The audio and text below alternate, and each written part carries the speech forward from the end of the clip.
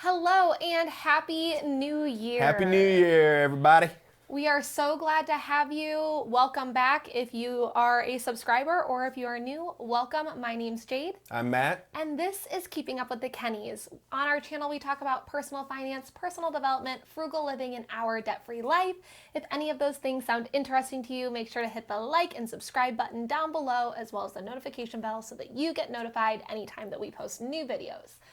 Today, we are going to talk about financial goals that you need to hit in 2021. Because we're here. I know. 2020 is finally over. So 2021, here we come. new age. Here we go. This is part one of a two-part series just to break down these goals because there are quite a few of them that we think you should start working on this year. So without further ado, let's get into this video.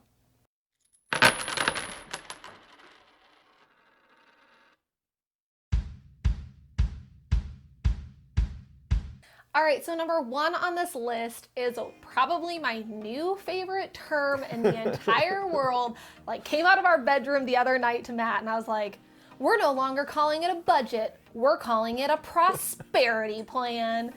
So that's the number one thing that you're going to do this year is instead of calling it a budget and thinking of it as a limiting thing, think of it as your prosperity plan. Because one, your mindset matters and how you view things on your financial journey matters so much. So instead of budget, that kind of sounds like a bummer. Prosperity plan sounds so much more fun, but you need to create a budget. We're going to post a video in a couple of weeks of my 3 favorite types of budgets. Prosperity plan. My 3 favorite types of prosperity plans. And I can't wait to share that video with you, but it's the number one thing that you need to do this year. Hopefully you already started one before January started. If not, don't worry, not too late. Very first day of the year, so get on it and you're all good. The right time is to do it now. It doesn't matter if you've already, procrastinated. It doesn't matter. The time is now. This is the right time. Develop your prosperity plan. That's your foundation. To infinity and beyond. To better yourself. All right, guys, so goal number 2 is pretty basic. A lot of people have probably already started doing it. It's kind of like your New Year's resolution for your entire rest of your life.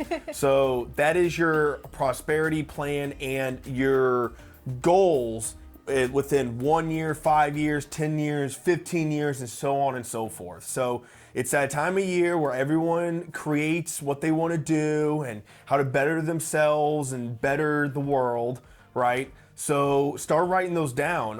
One of my gifts I got for Christmas was from my mom, is a journal. And I never have journaled before, but I'm gonna start doing that. And I feel like I know a lot of things that I personally have failed, I use the word failed, to do in 2020 that I wanted to do. So we've all done it. I do it a lot, but I know that if I'm not getting what I want, I need to change how I'm living my life, because the way I'm living now isn't getting me what I want. Point being, your 5-year plan, 10-year plan, set that up, write them down. Jade has a vision board, create those, and it's just a great way to keep track and focus on what you want, whether that's today, tomorrow, or 20 years from now. So it's a great way to actually envision what you want. Actually, you had a great point, and it kind of piggybacks. I'm reading one of Jim Rohn's books right now. Jim Rohn. And Jim Rohn. He actually talks about that exact thing of that you can either create yourself to meet the goals that you want, or you need to change your goals. If you aren't wanting to change yourself to meet them, then you need to change the goals that you want out of life. You can't have it both ways. Yeah. You either become better to achieve those goals, or you stay stagnant and you have to accept the life that you have. Yeah. So these goals are big goals. They are meant to push you, set them a little bit outside of your comfort zone and what you know that you can do. because you don't get better by staying the same. Yeah. So these you can't goals, set a goal to tie your shoes and then feel like you achieved something. put it down and check it off the list of the to-do list for the day. I you don't know? know why I thought that. But it's true. That was a really good point. And you know, your 1 year, your 5 year, and especially those long-term 10, 20-year plans, Yeah. think them out, dream big, make them big, big goals for yourself. Hit $1 million, buy that dream home, take your whole family on vacation somewhere. Like make them big and make them something that you can actually work towards every single day. Do it. Do it. Do it. Goal 3. So goal number 3 that you should have this year is to set up an emergency fund. If 2020 didn't teach you Yes. anything, Yes. You need to have an emergency You gotta fund. have an emergency fund, because if you did, you're glad you did, and if you didn't, you wish you did. yeah. So Do it. it's just so important. So either It is. way that you go about this, so we are huge Dave Ramsey followers. Dave Ramsey. So if you are Dave paying- Ramsey, if you're watching this, we love you. Dave Ramsey. So if you are following his plan and you haven't paid off all your debt yet, you're going to start with a $1,000 emergency fund, which is actually more savings than most Americans have. Yes, so which be is thankful for that $1,000 and just be thankful to save it and have it in case of emergency while you pay down debt. However, if you have already paid off your debt, this becomes a 3 to 6 month and actually 6 month to 1 year worth of expenses saved in your bank account. Yes. You can go back. We made a video on that. Yeah, Right here. Click on this. Okay. it'll be up there. Up there. It'll be up there. Click on that and you can watch that video and get all the baby steps. So Yes. goal number 4 is the mother load of all mothers.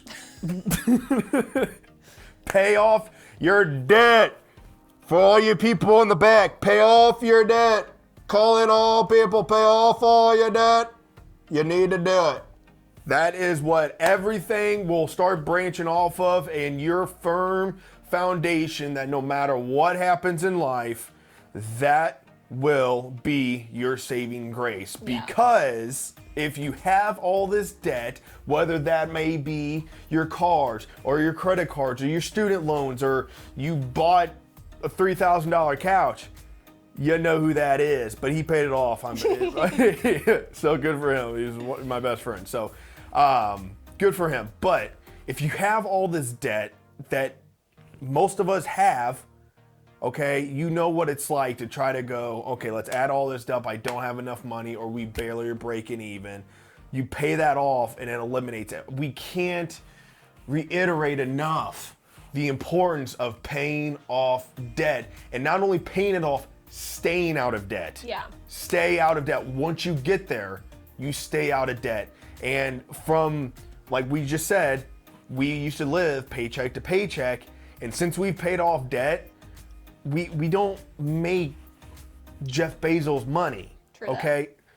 But because we don't have debt, we've been able to save a lot of money. Yeah. So that in of itself will get you to a place where you can have your emergency fund. So if a time like 2020 happens again, hopefully not, you'll be okay. All right, so goal number 5 on this list is to max out your retirement plan. So your Roth IRA, your 401k, your 403b, whatever it is, your TSP. That's what it is, right? Your dad has? Yes. Yeah. So Thrift savings. your goal should be to max out those plans. Each of those has a cap on what you can put into them. Yeah. Per year. In your regular investment accounts, you can put in whatever you want, but retirement accounts that are all have tax benefits, Roth, you get taxed now and you don't pay on the growth, or a traditional, you pay the taxes later, you don't pay them now, it brings down your tax bracket now. And you So- might be asking, okay, well, how is that going to affect you? Well, if you plan on going down in your salary or your wealth as you get older, closer to retirement, you want a traditional, right? Because you want that tax to come out later, okay? Yeah. If you do we are going to make more money, and most people will make more money as they get closer to retirement, more years, pay increases, all that fun stuff. You're going to make more money. So you wanted to get taxed now, right? Because we make significantly less than we will when we're 60. So we don't want to have millions of dollars sitting in a retirement and then they tax $1 million. You don't want that. So just a quick, sorry. No, you're okay. Yeah, and you want to max those out because the only way you're going to grow wealth and become wealthy is putting your money into accounts that grow at a faster rate than inflation. All right, so goal number six, whichever way you guys are looking at it, 6 is to pay your insurance in full, whether that be your homeowner's insurance or vehicle insurance. This is another benefit and a perk of being debt free, because you have that extra money loosened up that you could put towards other ways. So every single year when our planned term is up for our insurance, we pay it outright, completely in full. We get a pretty significant discount for doing so, paying all up in front with cash or, check, whatever you pay with, debit card. But you don't string them out over the entire year. So it alleviates a monthly bill and expense, and you get a pretty significant, depending on who you have, it's going to vary, but who we have, they give us a pretty decent discount for paying it in full. It ends up being almost like a month and a half worth of free car insurance. So that's a pretty good deal when you think about it, that you're getting like a free month and a half worth of your insurance covered. And if you're going, well, I can't do that because I can't afford to pay all that up front. Well, that's because you have debt and all these other monthly bills, which is what we're trying to point out, is that you alleviate, you become debt free, you have all this extra money, and now you're going to be saving even more money because you can pay up front and deal with it at the beginning of the year and you're done. You don't have to worry about that monthly expense. Yeah, and this is even a goal that you can set in 2021 for 2022. So you can start sinking fund, saving it now for maybe next year. Maybe this year your insurance is due in February and you can't possibly save the $2,000 or whatever it is for your whole year's worth of renters, homeowners, car insurance, whatever insurances you have, and you can't do that in a month. That's okay, but start the sinking fund for next year, for 2022, so that next February you can pay it in full. What's the cliche? One foot in front of the other. That's how you walk. That's how you go. You got to start somewhere. Tortoise you got to wins take the step. every time you read The Tortoise and the Hare. It does. It's never been modified. Okay, so the last goal of this part 1 of this list is to either save up a down payment or pay down your house. So set an amount that is feasible but also maybe pushes you a little bit. Our goal this year is to save $60,000 for a down payment.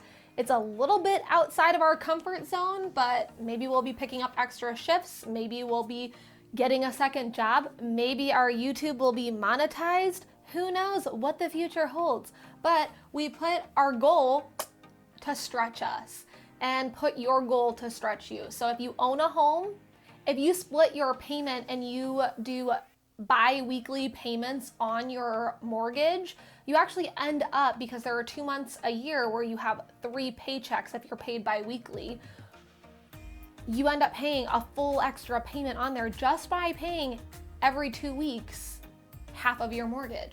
So, and it actually makes it easier to budget for as well, because it's not one lump coming out all at one time.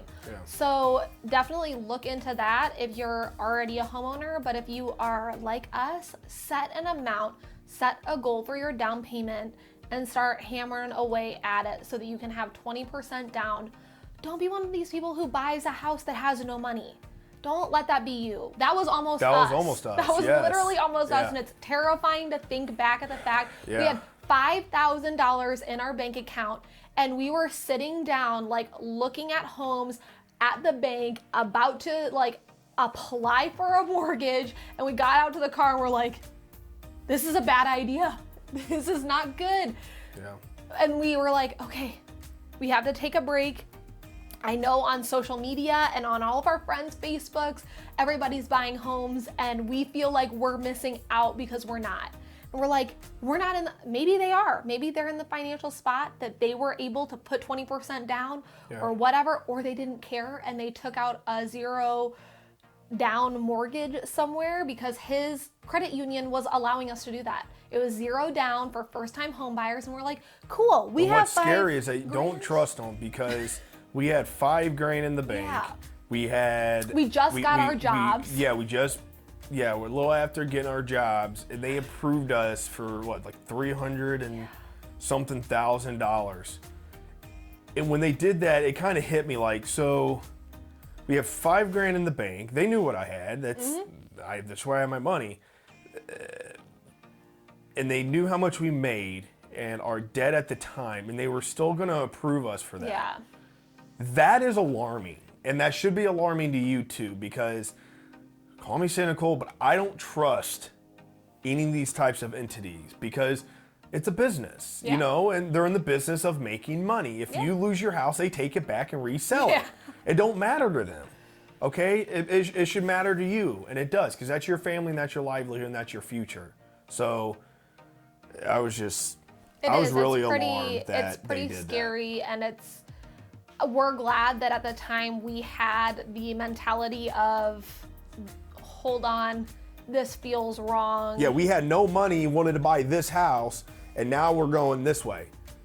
We have, we're still saving, but we have some money, and our wants and needs are starting to go down because it feels good to have that emergency fund, to have all these things to go, boom, like AAA just automatically renewed. Like, we have the money for it. Okay, we knew that was going to happen, but we don't want a $350,000. We don't need that. We're going to start a family. Why do we need a $350,000 house? So it's starting to come back down, more realistic, and our goals have changed. Yeah, and we are very thankful that we listened to that stomach intuition feeling that tells you when you're making a wrong choice. Yeah, it wasn't the bad burrito that you ate. It's normally correct. If you don't feel good, and like we felt so great about this home. Like we got home and we're like, we're gonna buy this house. This is great. We liked blah, it, blah, but blah. I did think it was haunted though. But it was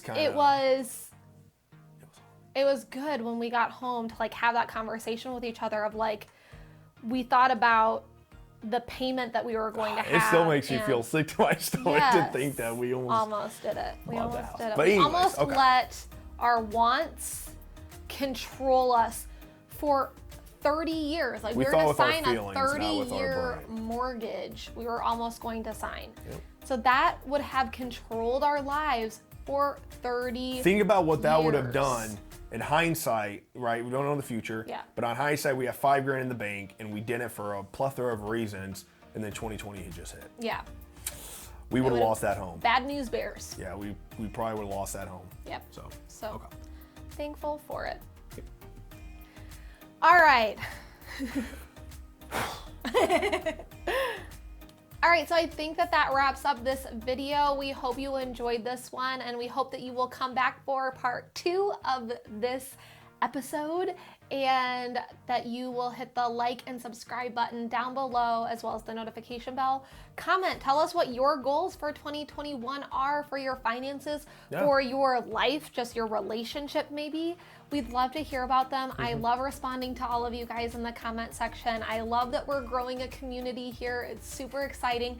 The past 3 weeks of 2020, our one video got 7,000 views. I'm just so excited about it. So yes, we will see you guys next time. Bye. Bye.